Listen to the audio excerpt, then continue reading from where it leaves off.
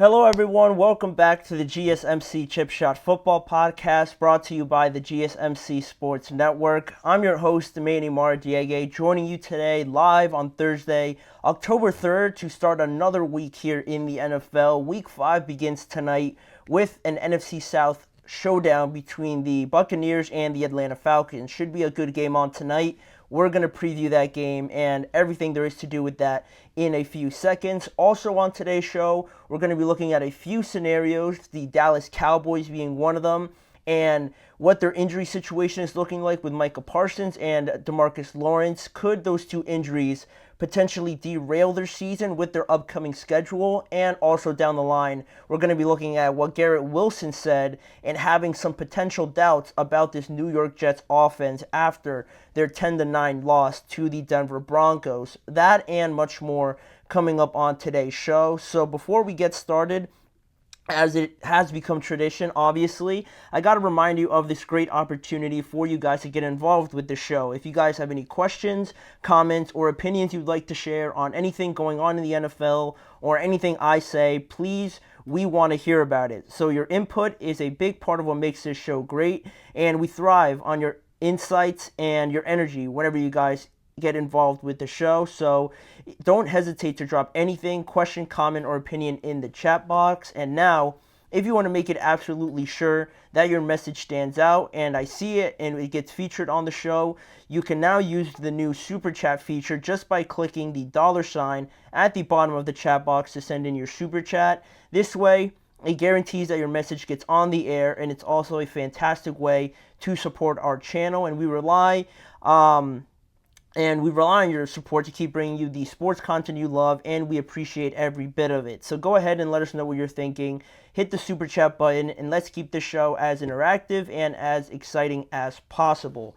Always appreciate you guys using that super chat feature. I always love hearing what you guys have to say about anything, and I'm sure there's going to be a lot of opinions or a lot of just anything going on with this game we have on tonight. The first thing we're going to talk about is this game between the Bucs and the Falcons. Like I mentioned, NFC divisional game between these two teams. The 3-1 Buccaneers play their first division game actually on the road tonight when they play the 2-2 Atlanta Falcons. And looking at these two teams over their last few games, Atlanta is coming off of their first divisional game and a first division win against the New Orleans Saints last week, 26-24 on a game-winning field goal by Younghoe Koo. And also for the Buccaneers, a massive win, very dominant win over the Philadelphia Eagles to maintain that hold over the division just for right now. And I mentioned just for right now just because this is a big game, because if Atlanta were to win tonight, it would put them in first place of that division because they'd have the same record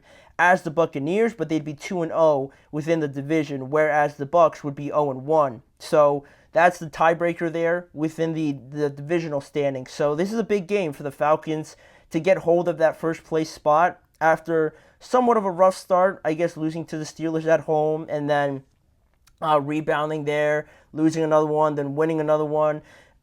Give and take a little bit of inconsistency there by the Falcons, but this is a great chance for them now to not only beat the Saints, but then also beat the Buccaneers in just the same week. So that's what's at stake tonight between these two teams. And looking at the Falcons first and foremost, we're going to look at some of the injuries, some injury news that they're dealing with.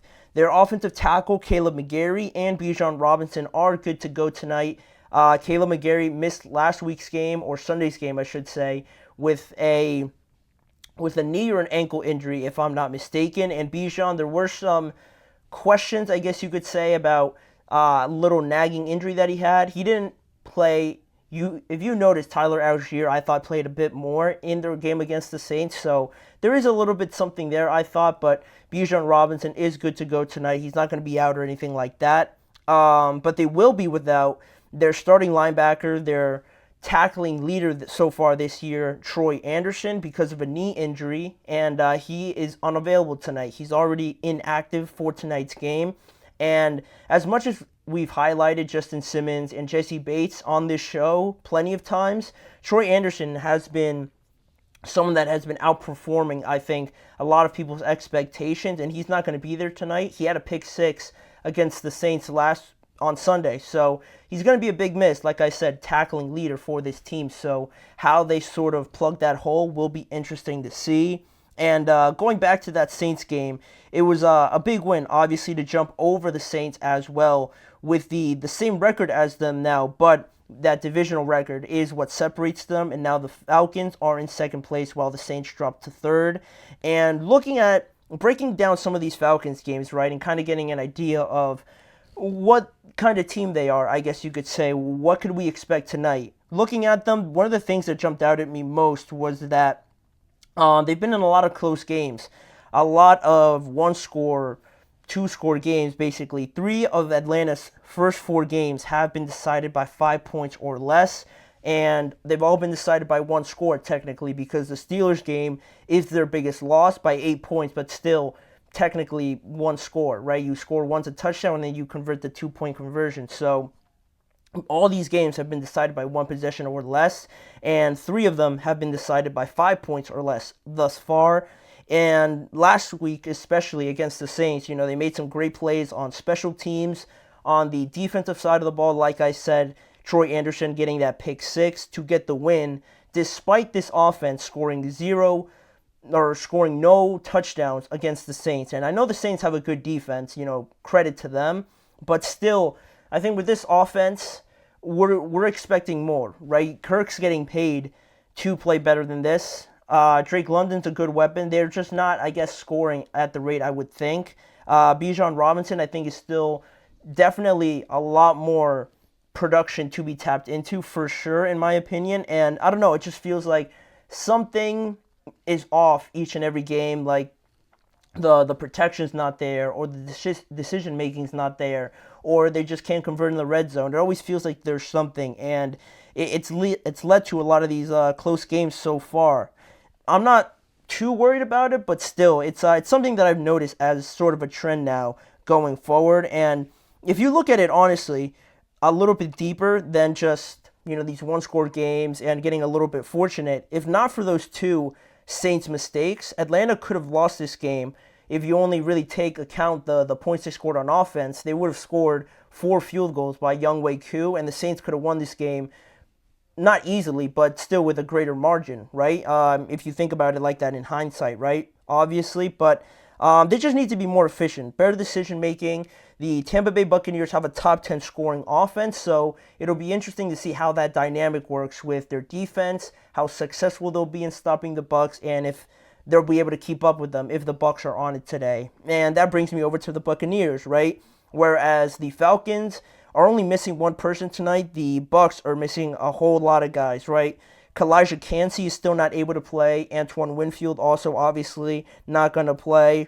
Trey Palmer, who scored a touchdown last week, he's out with a concussion. And Jalen McMillan, also the rookie wide receiver who could have gotten more snaps tonight, is also ruled out tonight. And their starting right tackle is not playing tonight as well. So definitely dealing with some more hurdles, but they just steamrolled the Eagles last week behind a decent run game between Bucky Irving and Rachaad White. So that was something to build off of as a positive. Their passing game got a lot better too after that game against the Broncos.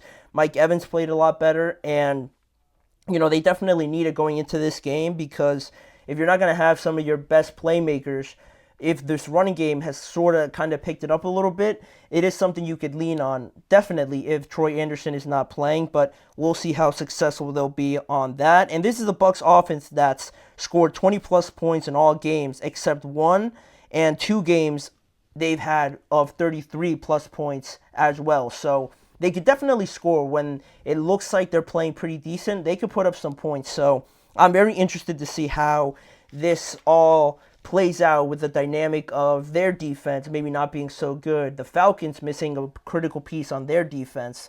You're looking at some of the matchups I'm looking at, and definitely looking at Bijan Robinson and Tyler Algier going up against this Bucs run defense.